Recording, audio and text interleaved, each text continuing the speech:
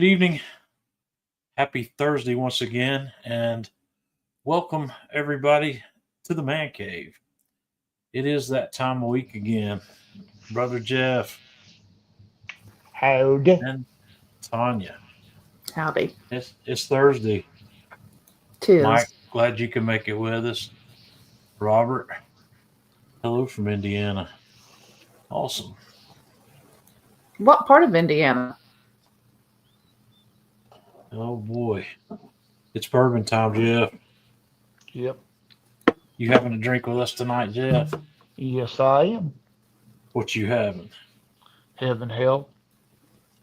I'm going to have a little of Knob Creek tonight. Russ, glad you can make it.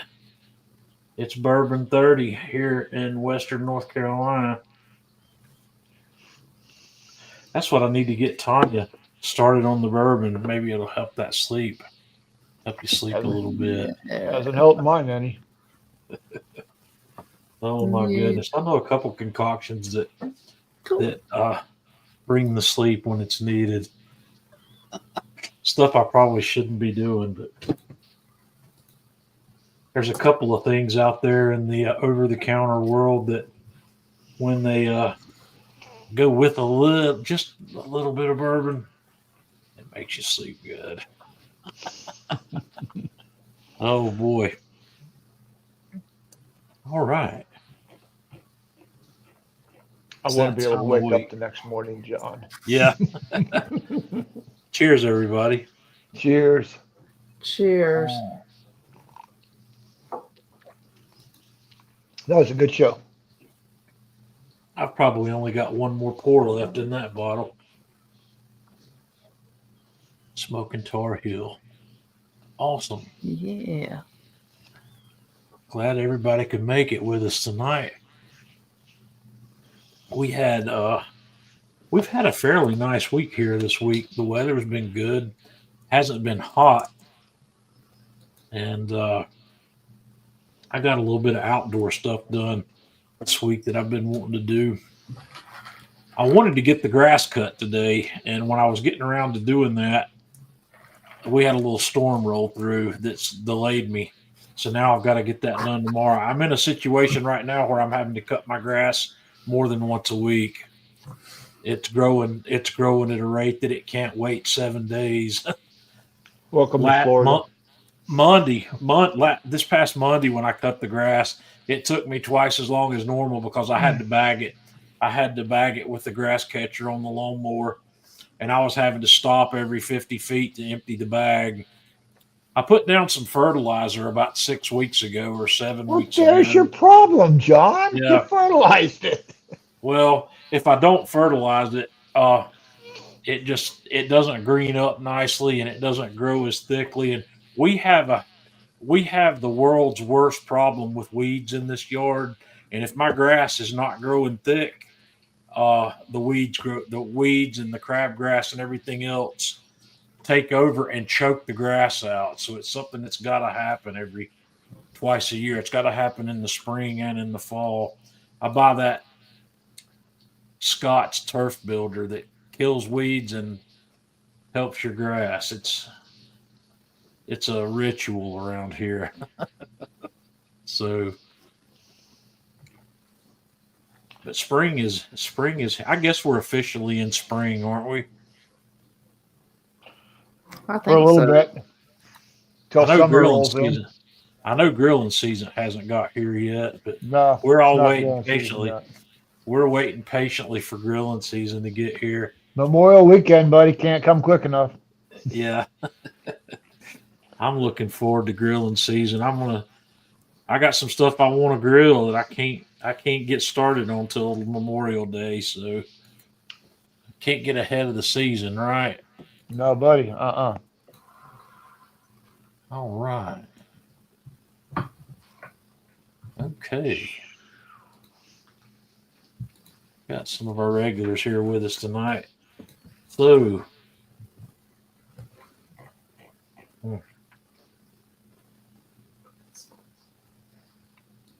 Tanya, we'll bring you back after a while. Okay. I'm sorry. I'm trying to grade some code and Something weird's happening. We'll bring you. All right. Did you have a good cooking week, Jeff? Absolutely. Let's see. I guess before we start with our rub and sauce stuff, let's go. Let me find this. I put these pictures in here. Jeff did a little shopping this week. Yep. Jeff Made the has joined manager the at Home grid. Depot cry.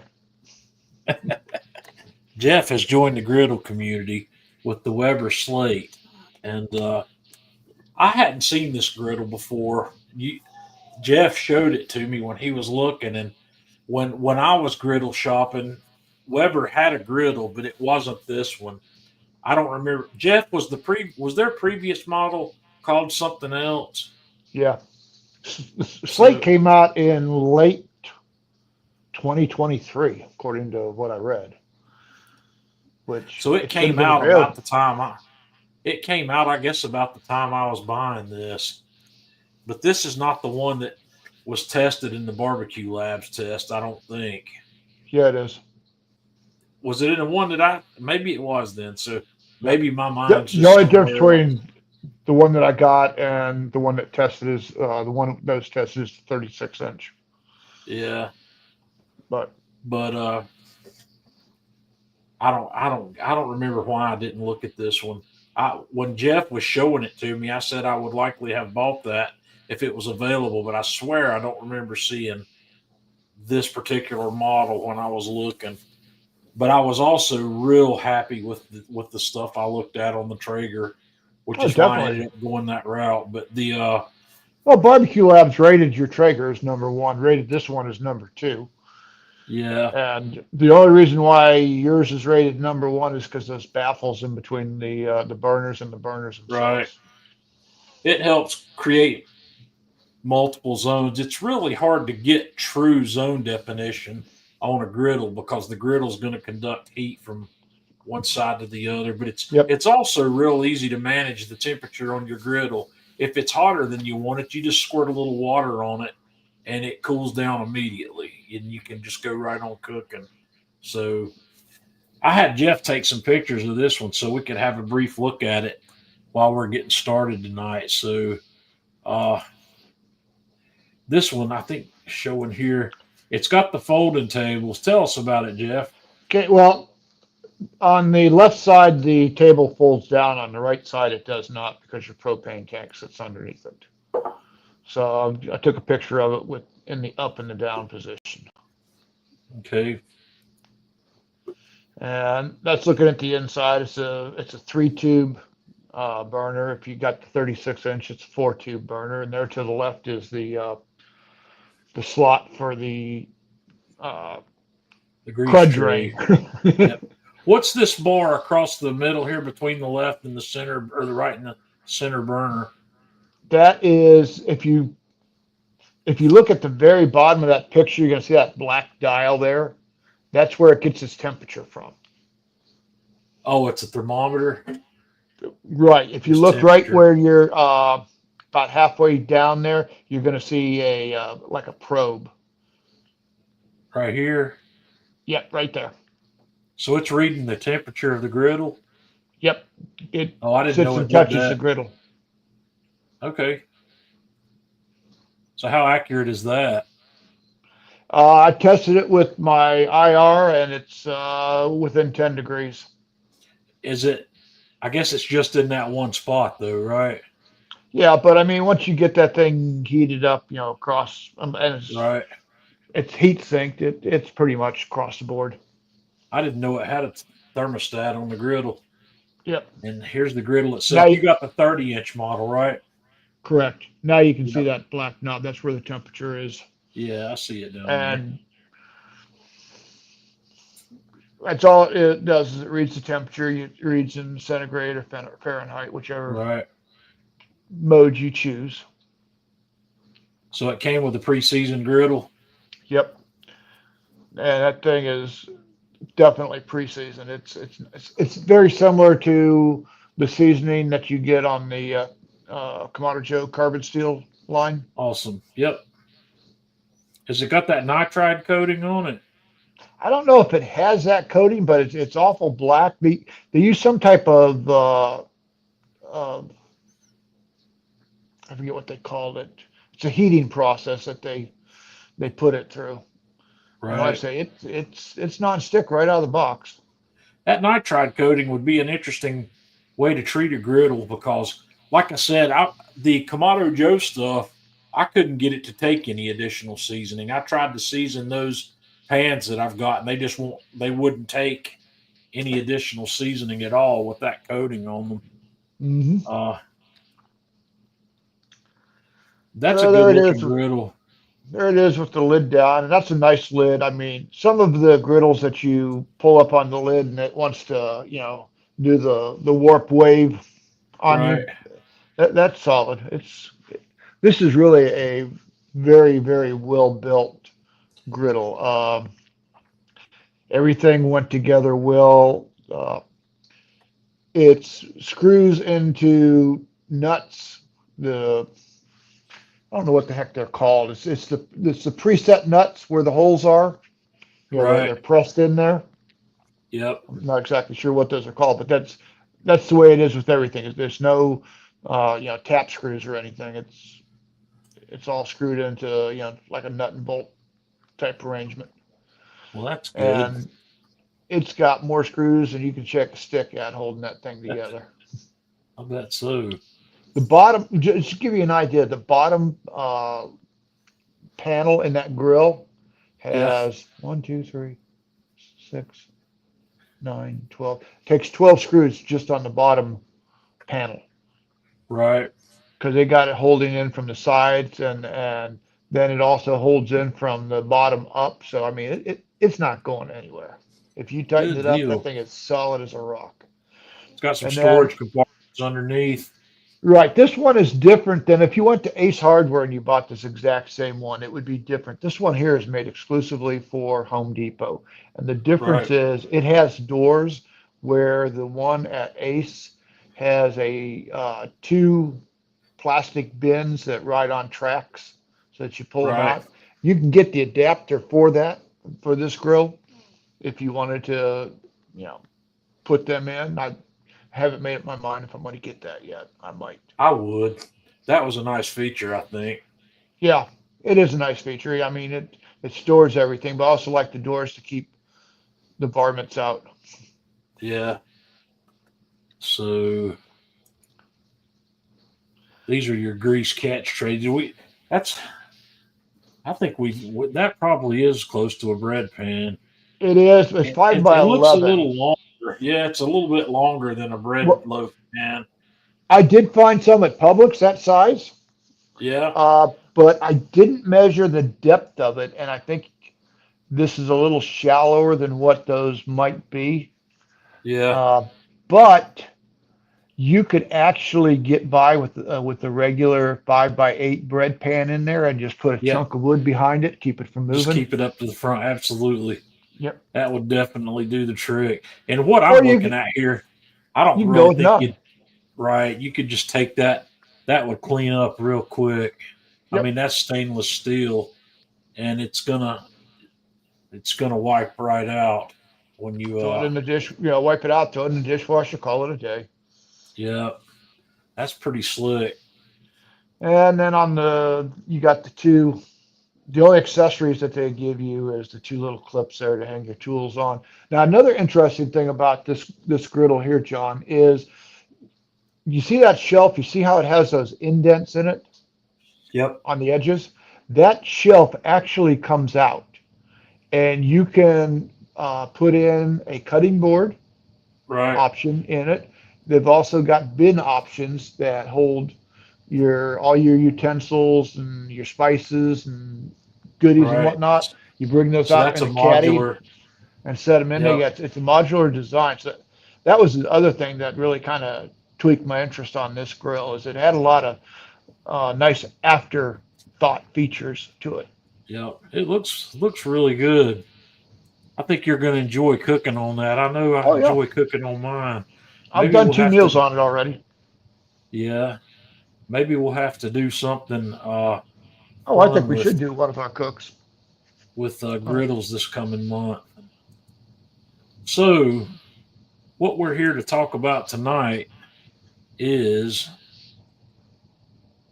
this week or this month's rub and sauce. And this month we chose the Lane's Barbecue SPG, which is just a salt, pepper, garlic blend. And we're probably going to use that something. I'm going to try to use it in some way or another, everything we do for the live stream this month. This is an easy one to use because this is something you can put on anything.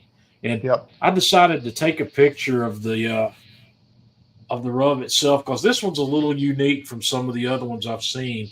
This is using kosher, or it's using coarse salt and fairly coarse black pepper, but the granulated garlic is also coarse.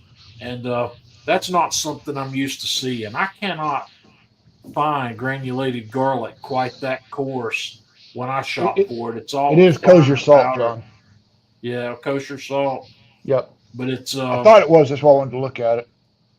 but it's of course everything helps keep things even when everything's in similar texture. When I make my own salt, pepper, garlic, I use fine sea salt because it's easier for me to have salt, pepper, and garlic that's similar in piece size when I'm using fine grained salt.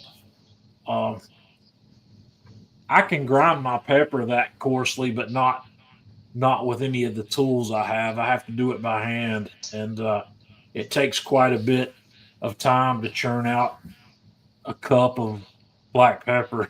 Yeah. Even with, yeah, I've got a coffee grinder that I use to grind pepper with. It's a conical burr coffee grinder, but even on its coarsest setting, it's nowhere near that coarse. Coarse coffee and coarse black pepper are two different animals. Yep. There's no call for coffee to be ground as coarsely as you might want to grind black pepper. So, like I said, even on the coarsest setting on that mill, it's still fairly fine. So, for my salt, pepper, garlic, I don't really need pepper that coarse. I don't think the coarseness of the pepper contributes to anything I'm using it for. There may be some. If it was a finishing, if I was using it as a finishing pepper, like if I was going to sprinkle black pepper on top of something after it was cooked, I would appreciate the coarser pepper. And I've got pepper mills here. You've seen my Hexclad pepper mill and my Man Kitchen pepper mill. We've had those on before.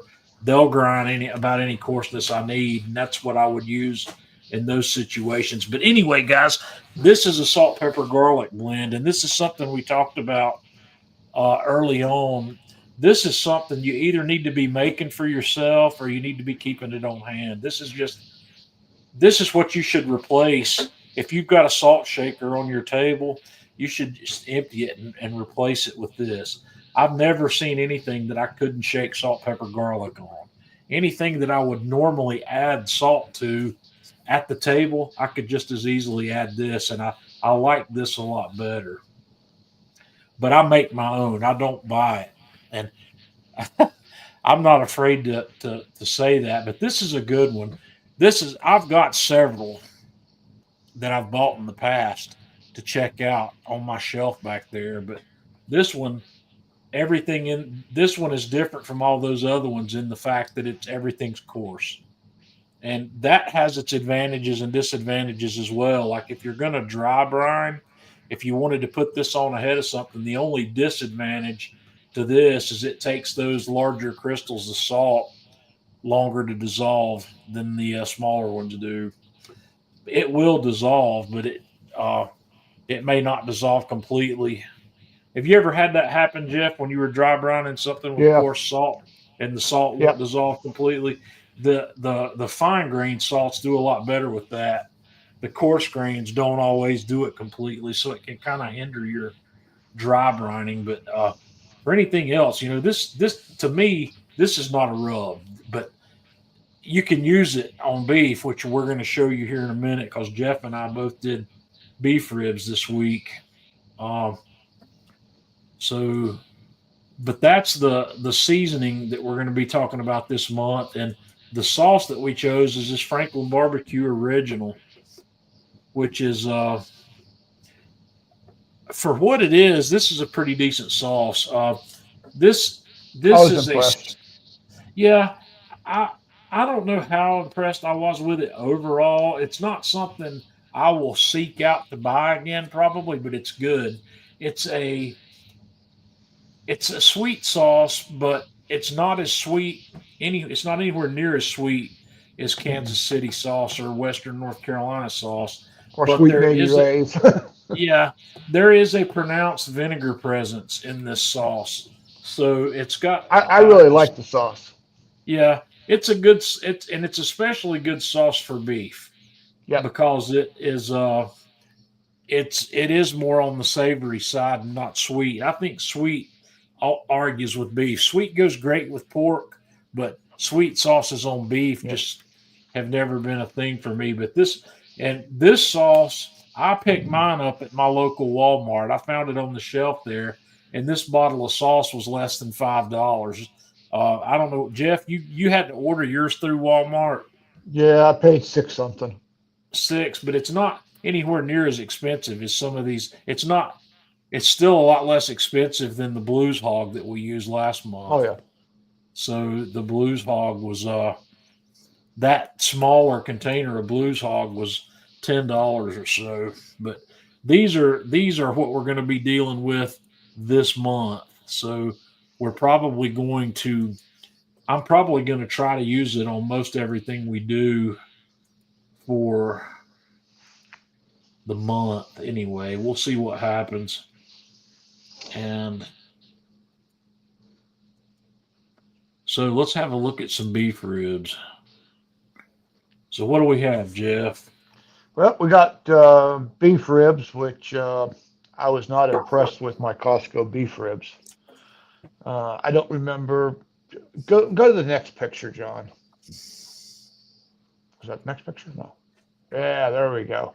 I went down to the butcher shop. Or actually, this new supermarket that's just opened up. It's called Ideal Markets, and it's got a small meat market there. But I walked in, I asked the guy, "So you got any beef ribs?" And he says, "Yeah." I go, "Okay, give me a 4-boner." And he went back, and I said, "Make it a nice meaty one." He went back and he brought out this one, and it was really nice because the previous one on that one end, Yeah. there wasn't a half an inch of meat, John. And there was this huge vein of fat going down. It was really only good for two bones. There's always going to be a huge vein of fat around that third bone on these things. Some of them are worse than others, but it's always this one was there. the worst I've ever seen. It is just terrible. So I ended up getting two slabs of ribs. So anyway, go on to the next picture here. I rubbed them down with the salt and pepper, garlic, lanes. I set my Huntsman for $2.25, and I put in 3 chunks of wood, set it up on a rack, and like I say, you can kind of see there on that one that the left hand side isn't substantial at all. So anyway, I only had room to do the one in the rack comfortably in the Huntsman, so I ended up putting the other one on the Mixon to get it going. And I let them go until you had a nice bark going, and I dumped them down in the pan, put in some beef stock, and threw them both back on. Now I'm able to get both of them on the put them both in the pan. Yeah. So I got them both there, and they're just stewing away, acting pretty. Yep. And there they are. You can see where it's shrunk up. That's probing like butter. I mean, it's just easy in, easy out. It's beautiful. So then I took them out. I have trouble keeping mine on the bone when I cook them. Yeah, but that's fine. I've gotten to the point where I put them in the vacuum seal bags without the bone. That way, I don't have to worry about the bone puncturing my bag. Well, I keep them on the bone because I give the bone part to the dogs. Not the bone Yeah. itself, but the meat down there and whatnot. I give that to the dog. So Yep. they're happy campers. So anyway, that's what they both look like, after braised nicely. And then from there, we put them on the Huntsman, and I've got corn on the cob. My Mexican corn on the cob, which that picture there shows where I've actually taken it off the shuck, and Right. it's ready to get its grill marks. Yep. But I had my the Aaron Franklin and my little Lodge sauce, cast iron sauce that sat on there and came to a nice low boil. And then I Right. coated them the ribs twice, turned them, Hmm. brought them back over, coated them a second time, put them back down. And I think the next picture should be dinner plate. Yep. Yep. Now you It's can got a see nice that. smoke ring there. Yeah, it's beautiful smoke ring. I mean, I've got an inch and a half of meat there. Yep. It melts in your mouth like butter. Um, so we had the two of them, one night, and then the other I cut up the next night, and I made a stir fry on the griddle, beef stir fry. Right. That And came that out looks good. good. It was, That- I don't know which is more the star of the show. The star of the show is supposed to be the beef ribs, but I got to tell you, man, that corn that I do with the Cubano rub, Yeah. that stuff is just freaking awesome. I haven't tried the Cubano. You got to do that, John. That's Mayonnaise one of the and lanes. Cubano. Yeah. That That's one of the stuff Lane's is. rubs I haven't tried. I've heard a lot Everybody about loves it. it. Everybody loves I, that corn. the only Lane stuff I have here at the moment are this SPG and that Spellbound. Yeah, I don't think I have any other Lane stuff here at the moment. I've got 5 of Lane's that. No, wait, I take that back. I got 6. I got the Cunami, I've got the Cubano, I've got the SPG, I've got the brisket, and I've got the Kalula. Yep. I think that's it. 6 of them. So I went shopping Monday morning on my way home from work. We have this U.S. Food chef store in town now that's right on my path to and from work. And they open at 6 o'clock in the morning every day but Sunday.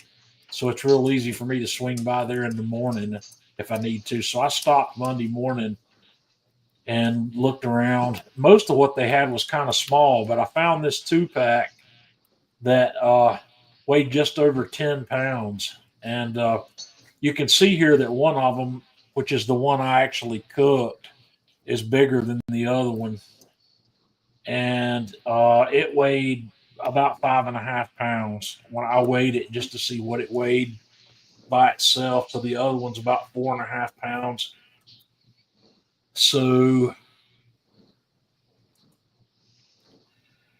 these at my U.S. Food chef store, these are Angus beef, and they are $6.79 a pound, which is a really good buy. And I didn't realize it till I got home and opened these things up, but I'm going to show you in a minute. I trimmed some of this fat cap back, and look at the marbling on this thing. Oh, that's beautiful. Is that not crazy? That's beautiful. And here's one from a different angle on the other side. It's just really some seriously beautiful marbling for beef ribs. I'm not used to seeing it quite that good. But the membrane that's on the back of these things is a lot thicker membrane than you get on pork ribs.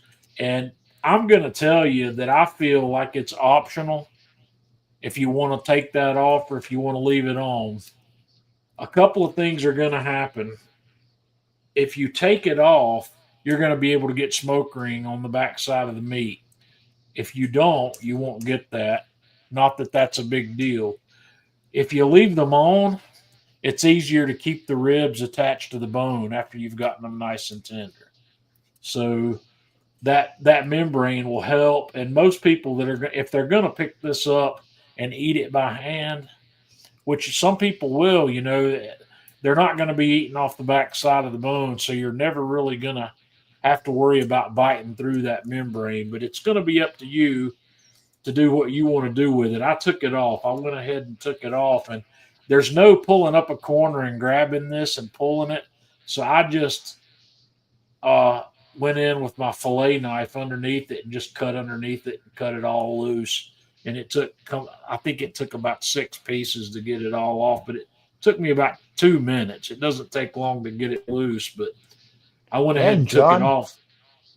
I'll have to watch that the next time I pull it off with my Myron Mixon catfish skinner. Does it pull them off all in one piece? Pull it off all in one piece, man. On beef ribs?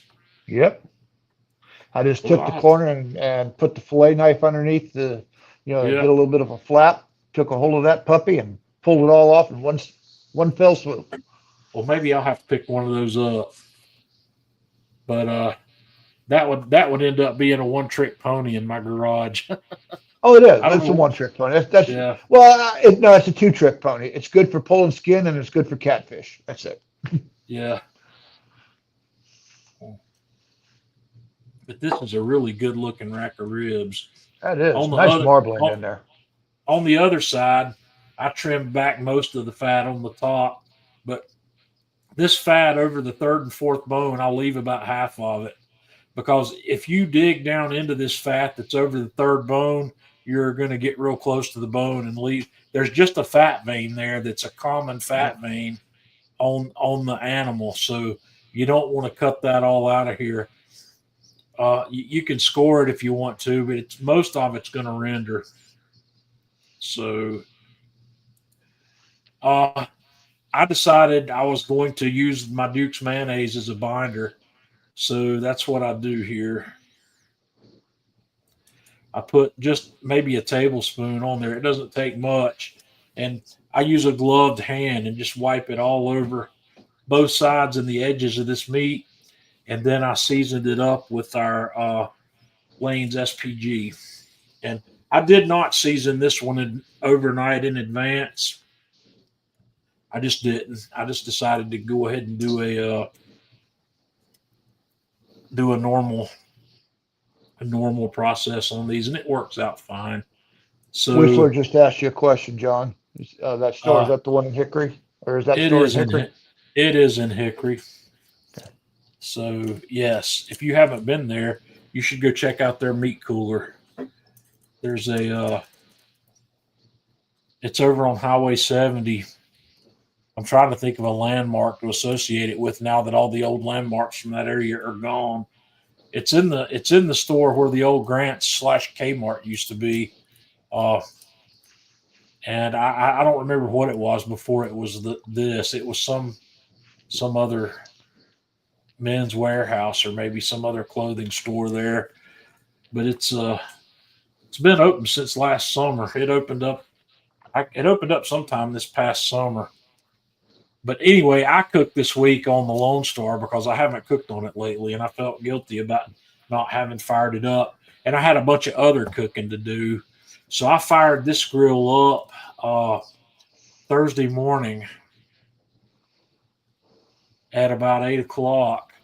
Actually, I fired it up about 7:30, and I didn't shut it down until 2 o'clock this afternoon. So it ran some additional stuff after I cooked these ribs. So my objective when I cook these things is to cook it about 250-ish until I get a nice, what I like in terms of color on the outside of these. I don't necessarily shoot for a bark, but I'm looking for a specific color. And this is about an hour in, and you can see that it's taking on color. And here it is at about 2 hours in, and it's taking on even more color. This is about 3 hours, and here we are at about 4. And at this point, I'm getting close to thinking about where I want to be next. So I got a foil pan. I cut up an onion, and I was going to put some garlic in there, but I didn't realize I was out of garlic until I had already gotten back from the grocery store. So I just broke apart an onion. I put in a container of chicken broth, and I put in a bottle of Guinness beer. And that's it. That's all I put in there. and I put it in the smoker ahead of time to kind of preheat that. That way, it doesn't slow down my cooking process so much when I put a hot rack of beef ribs in cold braising liquid. So I gave this about 45 minutes, maybe, or another hour, because I ended up going for about 5 hours in the smoke before I moved on to the braise. So here we are at about the 5 hour mark. This is about what I'm looking for. I was pretty happy with what these look like on the outside. So I put them in the braising pan and covered the braising pan with aluminum foil and put it back in, and I ran the temp up to 300 in the grill, and I ended up going for about another hour and a half. And you can see the pullback I've got there. These ribs are super jiggly tender. I was able to get that rack out of the pan without losing the bones, but they as I started cutting it, the bones came off. I got it out in one piece, but then when I started to cut it, you can see here that bone came loose, but it's got a really nice smoke ring. This stuff was super juicy, super tender from all that marbling you saw earlier. There's another piece from a different rib, but it's just It's a nice really ring on it. Yeah, it's really Melinda has a fantastic. question for you, John. Okay. No, Melinda, it's not the mayonnaise that's the key to that. That's created by the smoke more than anything. Uh, it's they call it a smoke ring, but it's a byproduct of the smoke that causes it. It's the nitrates and the nitrites that cause it. Some rubs that you use can help promote a smoke ring Yeah. by adding some of that stuff like celery salt, or not celery salt, celery seed. But the red smoke ring is there's a lot of science behind the smoke ring. I don't know. I don't want to geek out on smoke rings at the moment, but that the mayonnaise is not part of that process. In a nutshell, no, it's just the smoke, the combustion of the wood fire that's helping create that. So I didn't mean to include that picture here, but I took one of the I took the rib off the short end on this one, and I cut some pieces on it, and I just drizzled on a little bit of our sauce to try. I didn't sauce my ribs while I was cooking them because I was going to do the braise, and in order to do that, I would have needed to do what Jeff did, which was the right thing, and put them back on the grill for a while. But uh, I knew that I was going to have a problem with those bones because I usually go to fall off the bone ribs, which is what I've done. What I've done here, you can chastise me for that all you like, and it won't bother me a bit. I'm not cooking competition ribs. But And my bones, you could pull them out if you wanted to, but I yeah, didn't. That's how well they were. so It was cooked. So this is I did a little taste test here and kind of made a lunch out of that one rib, and I cut that one rib into pieces, and I just kind of drizzled on a little bit of that sauce that I had heated up, and it's good. I don't know. I no, can't. let me tell you something, John. You're going to have two different flavor profiles there. I'm going to call that sauce in the raw state. Right. Okay, what you've done there, Hmm. whole different taste from that versus if you put it on the grill and let Right. it tack up. Uh, Yep. it's much better. When I Yep. first tasted that sauce out of the bottle, I went, okay, we'll see. But Okay. tasting it on the meat after it's sat there and it's tacked up and uh, whole different flavor profile. Okay. Well, that being the case, my next cook, I will keep that in mind because I think if things go my way, which I'm not sure what's going to happen with me next week yet. We haven't talked much about it. Jeff and I haven't, but we have the rotisseries for the Huntsman. They've come finally, and I could do that rack of pork that I have, Jeff, on that rotisserie, and I could use the SPG again, and I could baste that thing Yeah. with this barbecue sauce and let it finish on that rotisserie like that and see what we come up with. That might be a good plan. I will have to Freddie, look. I don't think I have a rack of pork in my freezer, and I'll have to look and see if Costco has it. If not, I may if have you to get a don't, rack from Publix. you could just do a pork loin. It's the I want same. to do the. Yeah, I want to do it with the bones. yeah. So Adds flavor. Freddie's with us. Hey, Freddie, glad you could make it tonight. The pizza man. Yeah. So I thought that was my last picture. Oh no, the brazen liquid. I saved some of this brazen liquid because I didn't take the time yesterday to make a pan sauce.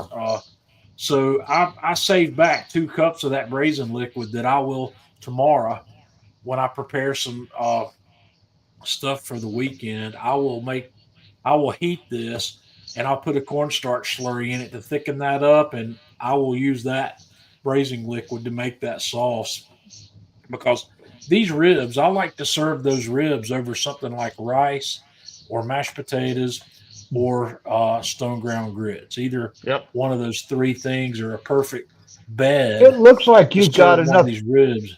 enough fat on top of that liquid that you could probably make a roux from that, John.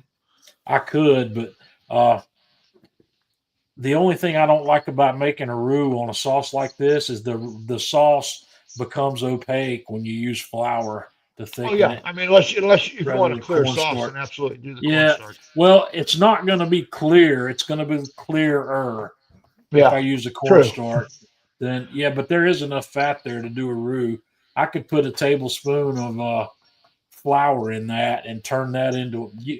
I'd be looking at here in the South. We'd call that a gravy instead of a Yep. sauce. That's going to be a gravy at that point. Yeah, but And your point is there something wrong with that? no, there's nothing wrong with it. But I can hear my ancestors complaining about my gravy now because Yep. Sunday lunches at my grandmother's, when my grandmother would overcook a pork loin, the pan that pork loin was overcooked in they would make a pan sauce, Yep. and they would just, to the drippings they would add a little bit of fat, usually which started with butter, and they'd scrape all the droppings off the bottom of that, and they were adding water and milk, maybe some milk. I don't remember what all they were adding, but the fact that mine has beer in it would have garnered no favor from my ancestors.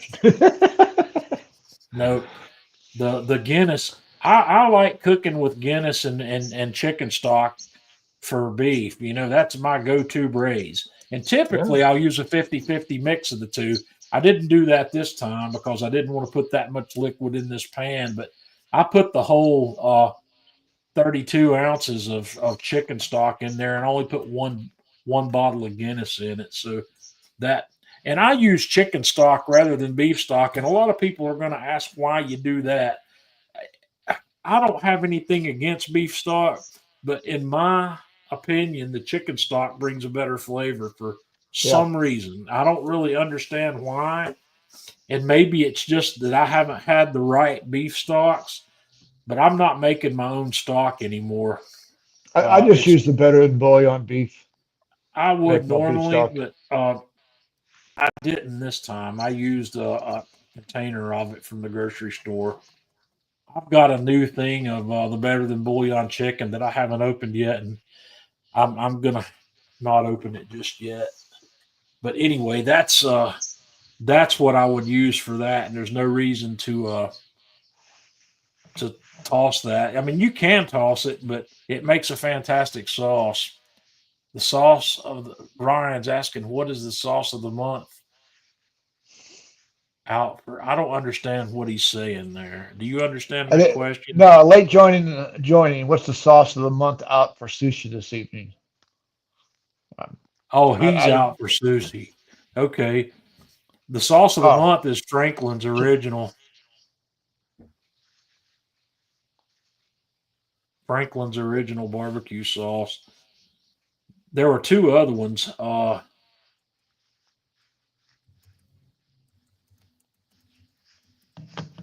I can't remember.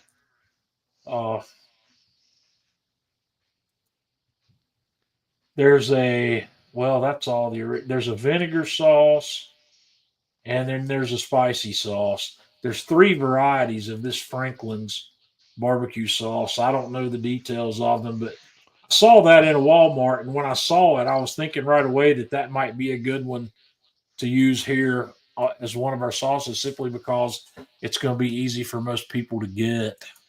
It's not something that's going to be difficult to come up with.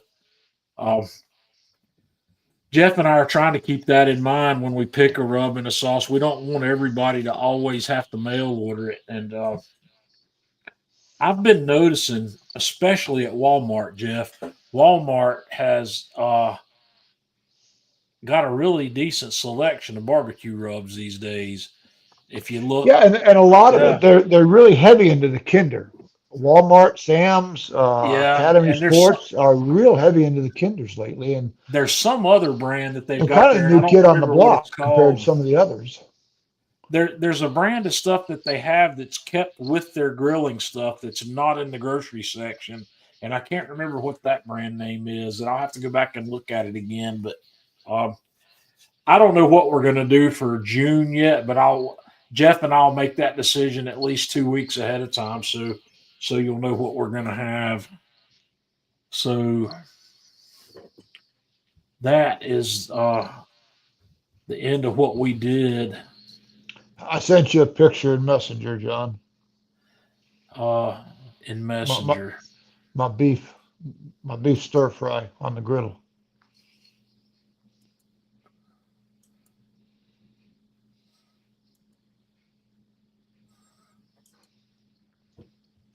So yeah, that's how I use the second part of my beef ribs. So that's what you'd been doing that in the wok. Yeah, did it on the griddle. Came out really good. So did you feel like you could get your griddle hot enough? Oh yeah, without a doubt.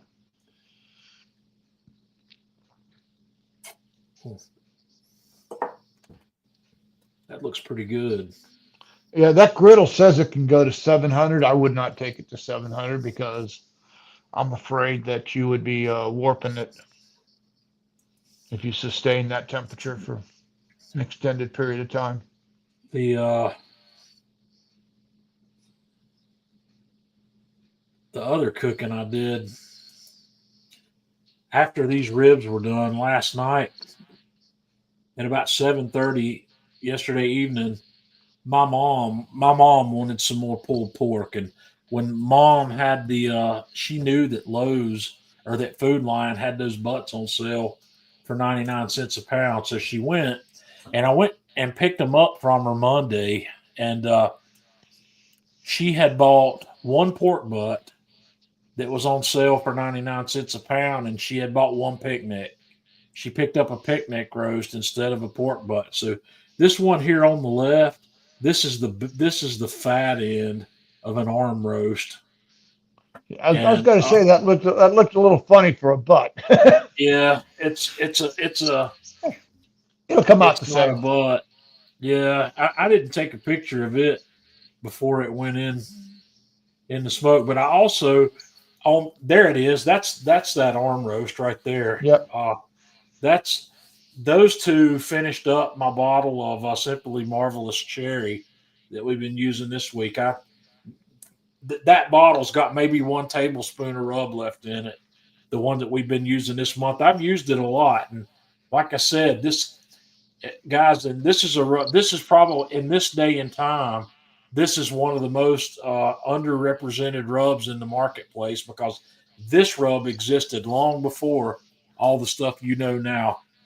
This was a competition favorite rub before Lane's existed, before Meat Church existed, before Killer Hogs existed, before any of those existed. This was one that people were using on the competition circuit, and that's why Jeff and I decided to do that this month along with the Blues Hog, because the Blues Hog sauce was another staple. at the same time that this rub was popular in the competition world. So, and you have to mail order this. I think I got them on Amazon. But it's definitely, if you want a rub that's got a little bit of a cherry flavor to it, that's one you want to try out. Yeah, that was good rub. I enjoyed that.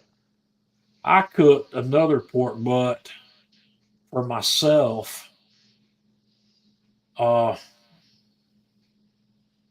don't remember where I did. I don't guess I took pictures of that one. I didn't, or did I? It was I did. I'll just show you the finishing picture of that one. That's perfection right there. Yeah, This is baby. one I cooked. Yeah, That's this is what it's all about. I cooked this one last week, and I'm telling you something, man. This that one came out. That was the one I bought for 99 cents a pound at Lowe's or at Food Line. So anyway, Tanya, what have we got that we missed? I don't know.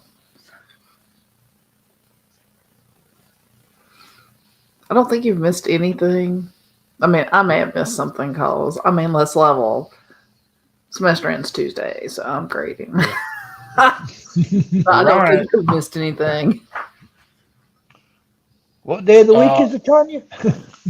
Mike said it Jeez. thought it might be Heath Riles. It's not Heath Riles rubs that are in that barbecue section. It's not one of the brand names that you'd think of. I'm gonna have to go back and look, see what those were called. But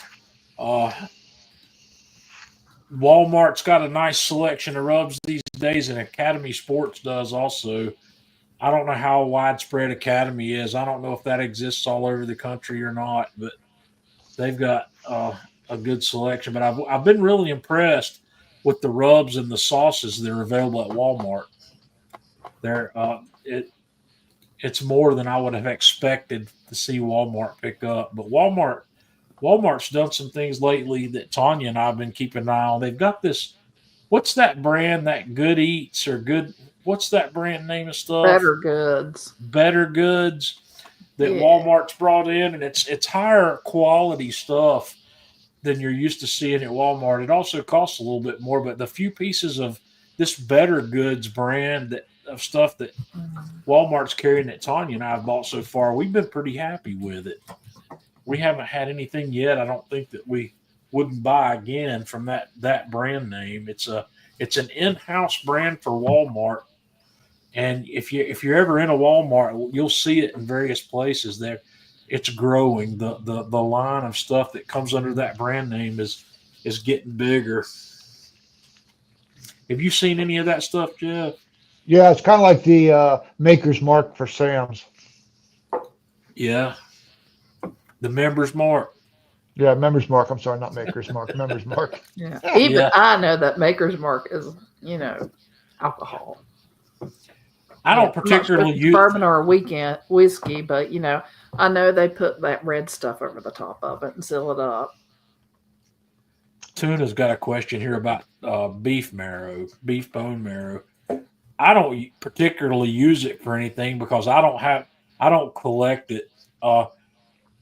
The only cooks I've done where it was easy for me to collect a little bit of marrow were those Thor's hammers.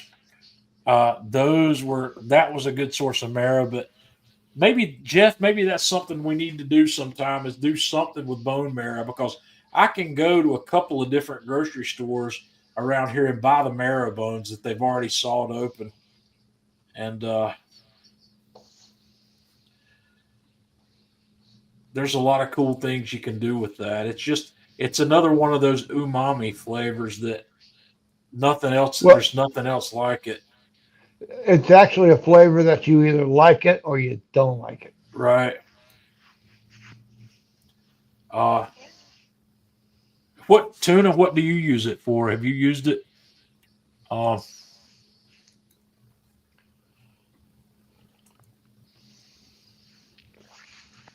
The okay, I just put his message. You can't up there. compare Spellbound to Marvelous Cherry Rub. They're not similar. It's not similar in any way, shape, or form. They're Spellbound is similar. great. And Spellbound has two versions, Spellbound and then Spellbound Hot. Right. That's another thing I don't do. I never buy rubs that are labeled hot because you can always add cayenne pepper. Can't Whatever take it you out, buy, though. You can't take it out. I never buy a rub that's labeled as a hot version for that very reason. If I want a hot version, I can make it on the fly. And make it It's to very- your Right. heat preference. Yep. Most of the rubs that I have tried before that are labeled as hot aren't that hot. Very few of them have much kick to them, but they're spicier than their non-hot counterparts. So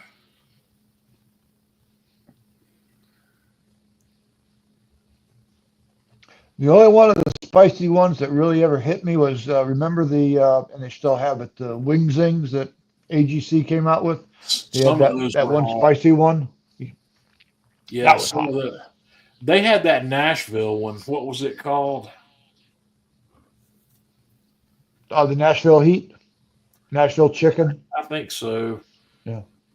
I need to Well, do you that, know- Mike. I need to find out how many people in our audience are cooking on griddles. I don't know how many there are, but I don't guess it really matters. We can do whatever. Since Jeff and I have a griddle, we can do a cook. We can do some griddle cooks. I know I've brought griddle cooks here before, so I need to keep an eye on what Jeff's doing because I'll learn something from Jeff on the griddle. I know what I just do basic stuff, and since Jeff was cooking on his new griddle today, I fired mine up and I had pancakes for lunch. That was my lunch today. Well, because you made pancakes, I had to go out and make a second set of pancakes because I wasn't real happy with the first set that I'd made this morning because I got a little rush. I mean, as I told you in my email, I says, I don't remember how I used to do this when I was a line cook and I was cooking 2 and 3 tables worth of meals on the griddle at one time, and it all comes out perfect and all comes out at the same time. Because I was rushed trying to get the sausage and the hash browns and scrambled eggs and the pancakes to all come together. Mhm. So my pancakes weren't as, I mean, they were good pancakes. They just weren't, I like that smooth, even brown color rather than what I call a griddle cake because you Right. fried it in grease. So I went back out and I made some, which I sent you the pictures of. I made some regular pancakes and they came out good.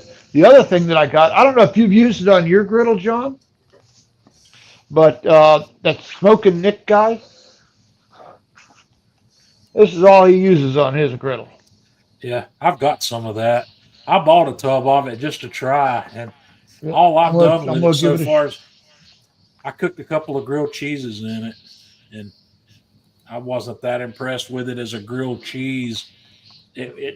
My previous methods of grilled cheese are better, but bacon grease is as good as anything else. The only thing about the bacon grease is you're bringing salt when you may or may not want it, so you have to watch for that. Does that have a salt content on that container, Jeff? That's what I was just looking to see what the salt content is on this. Let's see here. Sodium is 0 milligrams, So it doesn't have salt in it. which So if it doesn't have surprises me. salt in it, I'm wondering how you determine it's bacon grease as opposed to something else. Got 0 carbs, 0 sodium, 0 sugars. It's 130 calories per 1 tablespoon. It's saturated fat is 4.5 grams. Trans fat is 0. Cholesterol is 20 milligrams. I'm curious about that because one of the things that separates bacon grease from all the other greases is there's salt in it, and Well, here's salt ain't the- curing salt. This is what gets me. I don't know how they have a sodium level of 0 when it says the ingredients is rendered bacon fat. Bacon cured with water may contain salt, sea salt, potassium chloride, sugar, brown sugar, smoke flavor, sodium,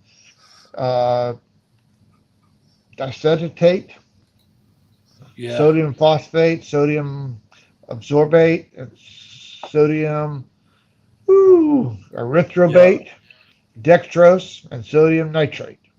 Right. So The sodium nitrate. how can it have That's the all those chlorine salt things salt. and not have any I don't know. sodium in it? So I don't know, Interesting. but to me, that's kind of like that duck fat spray. It's cool, but I think it's more of a gimmick than anything else. I haven't had a chance to really test it. Well, Maybe what I want to get is some of the old griddle fry right, oil. It's a buttery flavored oil that we used to use in the restaurants years and years and years ago. That was great for right. cooking hash browns and eggs. They came out with a nice scrambled eggs. They come out with a really nice buttery flavor. Cook your eggs in that bacon fat. Yep. That's something you can fry an egg in it or scramble your egg in it. Uh, I can't afford to buy eggs anymore. Our Trump hadn't got the egg prices back down yet. Aldi is about the cheapest on eggs, John. And So they finally got rid of their one dozen egg limit. So, yeah, but everywhere I even at go, Aldi, it's still even $4. well, For the a house brand carton. eggs at all the grocery stores I shop at are $5 and $6 a dozen. Yeah. They haven't come back down at all. So I think it's going to turn into inflation rather than the bird flu. So we'll see what happens. It's harder. Yeah. These retailers don't like to lower the price once they've gotten it up there and held it there for a certain amount of time. Yeah. Once It's it's up not there likely and to come it's back held, down. you ain't coming back down. It may come down a Butter, little bit, but it's not yeah, going to come down what it was prior to. butter hasn't come back down either. So we'll see what happens. Beef hasn't come back down either. Beef's not coming down. I can't afford to buy beef at the grocery stores anymore. The only beef I buy comes from either Sam's Club, Costco, or this U.S. Yeah. Food Chef store. I bought hamburger last week for those burgers that we did that was on sale, but you can't go. I was really flabbergasted when I was in. I can't remember which store I was in not long ago, but that eye of round was $12.99 a pound. Yep. And I wouldn't buy that to feed to a dog. That's my least favorite piece of beef.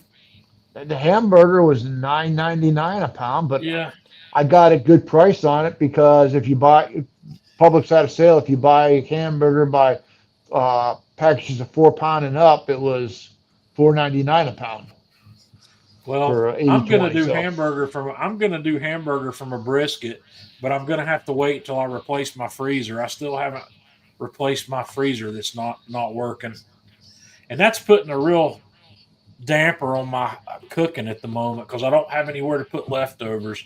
So I haven't been doing much. I'm gonna go get a freezer. I just need to go get it done. So I think one it's that I time got, I for us. like. I mean, that big upright that I've got, that Media, I'm gonna that buy a thing's chest freezer. that thing is solid. My only complaint about the chest freezer is things get down on the bottom and they get lost. Well, I'm not gonna let them get lost. I'm gonna put an inventory Yeah. sheet out so I'll know what's in there, and Mhm. Yeah. we'll see how that goes. Yeah. Yeah. Let me know how that works for you, John. Yeah, it'll work for me. Uh huh. It will. Mhm. The I chest believe you. freezer. Yep. Trust me. I believe you. I managed everything that was in my We'll, upright freezer. we'll have this conversation a year from now. Yeah. There When you won't go be anything digging in through my freezer. There won't be anything in that freezer over 8 months old. there's nothing in mine over 8 months old. I keep track of it. Yep. Matter of fact, I picked up a ham at Aldi that I thinking about doing some more pulled ham here pretty soon. If I've got cooked food in there that's going to reach that length of time in there, I give it away. I give it to mom or somebody. Mike wants the hot dog chili. Okay. I can do that. Oh goodness. All righty. Well, I think we're going to wrap things up here. We're at the hour 5 mark. So I don't know what I guess next week, maybe, just maybe, next week we'll be able to do that. I'm gonna do the pork loin or the rack of pork on the rotisserie on Yep. the Huntsman. Yeah, I'll go over to Costco and see if they've got any in. I've never seen it at Sam's, so I don't even think I'll go looking there. I've never seen it at Sam's either, but I've only seen it at Costco during the Christmas season. And I bought two because when I bought the last one, I knew I had ordered this rotisserie last year, and they just kept delaying, and they're just now getting them out. But I bought that second one because I knew that's something I would want to cook on that rotisserie when it comes. Well, I have an inside source to the meat market at Costco. Yeah, Yeah, Good Orlando deal. Ramos. He's one of my members of my pops group. you're right. He works in the meat market there, so he keeps me. Whenever I go in there, just okay, this is on sale, that's on sale. Make sure you get some of that. Perfect. Yep. So Okie doke. I'll hit All right, him up guys. so he can get me one. Well, I appreciate y'all hanging out with us this week, and Yep. we will see you once again next week, same time.